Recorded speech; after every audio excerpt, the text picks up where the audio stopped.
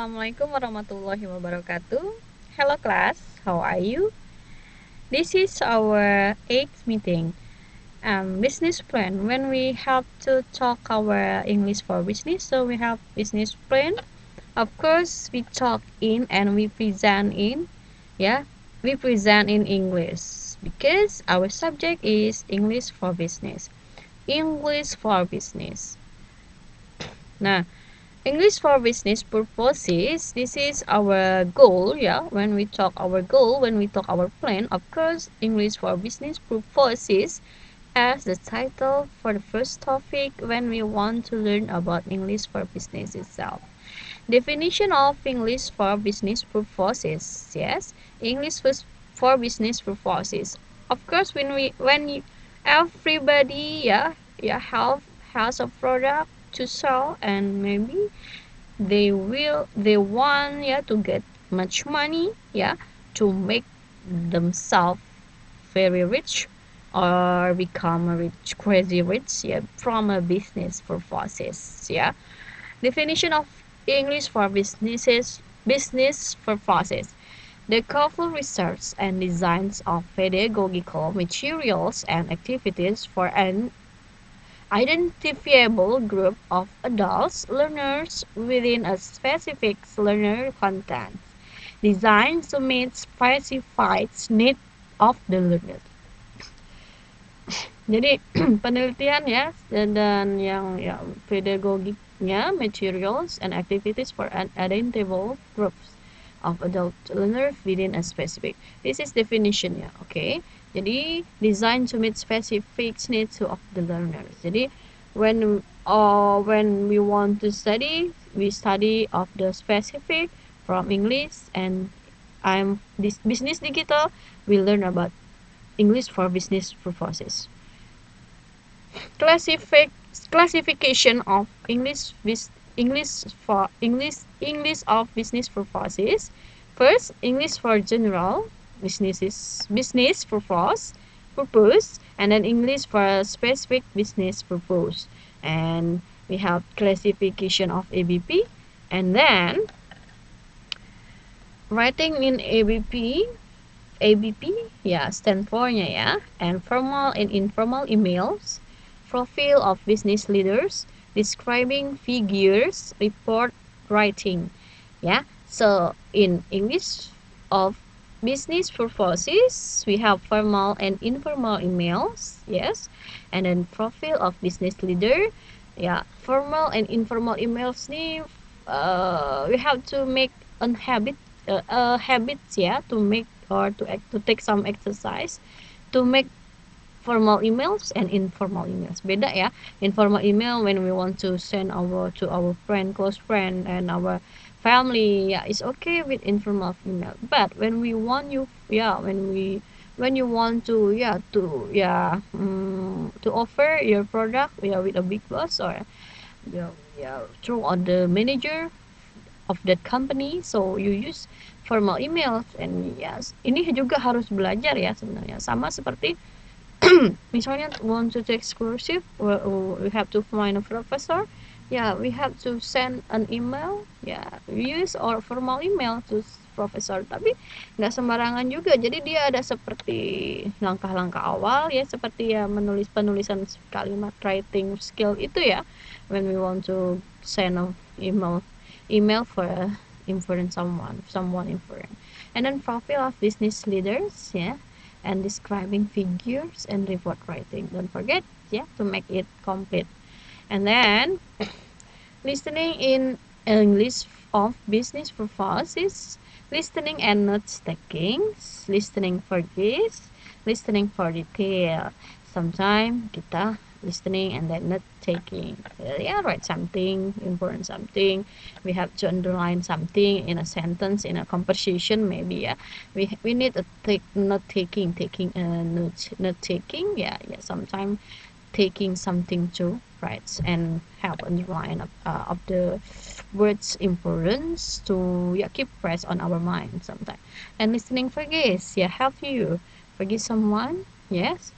And listening for detail, yes, of course, make a list. You have to make sure yourself to make list and planning, we need detail to make it, yeah, up. Moreover, you listen from another one, from a big boss, from your joiners, etc. And then is your business listening, ya sometimes itu ya kayak gitu maksudnya ya. And then speaking in English business purposes, making small talks, telephoning, presentation, negotiating, and meeting. Nah, making small talks ya, ya tipis-tipis lah, ngobrol tipis-tipis gitu ya. Jadi making small talk itu dalam speaking itu penting sekali ya, membangun sebuah kerjasama, apalagi misalnya menawarkan produk kita diterima dengan baik, itu ada seperti small talk lah ya. Walaupun mungkin I keep silent miss, aku nih pendiam nggak bisa mulai yang duluan, tapi in a business you need it. Jadi nggak bisa, ayo dong, aku nih nggak bisa loh miss mulai duluan, tapi dalam bisnis harus begitu ya, making yang small talk, minimalis. Saya rasa di bisnis perusahaan-perusahaan besar juga begitu, nggak ada yang egonya gini-gini. Kalau ngikutin ego ya nggak sukses gitu ya company-nya. And then telepon ya, okay, I will save your phone number in my phone ya, gitu ya. And then when we need something to discuss or to asking with our joiner, is okay, you can call them with using telephone.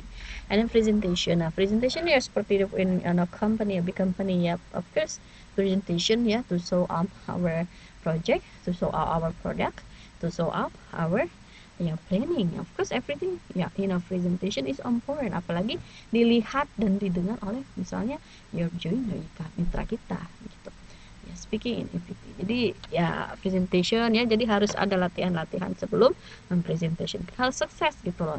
Nggak boleh ada yang latah-latah, ada yang ini apa begini, nggak lagi begitu, karena ini sudah berhubungan dengan presentation yang akan dilihat all of the people ya, jadi akan dilihat oleh semua orang ya, termasuk ya mitra kita ya, manajer ya, okay. Ya terlepas kita when we have a product and then we just offer to do, is okay, you have to present juga kan. Jadi ya harus dilatih begitu public speakingnya. Ini sudah kita bahas pada pertemuan ke 2, 3 dan seterusnya, itu tentang public speaking kita, bagaimana cara kita untuk melatih public speaking kita. Yang tadinya mungkin keep silent ya, nggak bisa. Dalam bisnis harus yang small talk minimally ya, saya bilang. Walaupun nggak talk aktif, small talk is very important to start your business. And then negotiation, nego ini ya seperti itu tadi ya, di dalam bisnis ada nego-negoan gitu. Kalau nggak ada jual, nggak ada yang beli, buyer and seller gitu ya, mereka berdua itu tetap selalu ada, there is always negotiating gitu ya.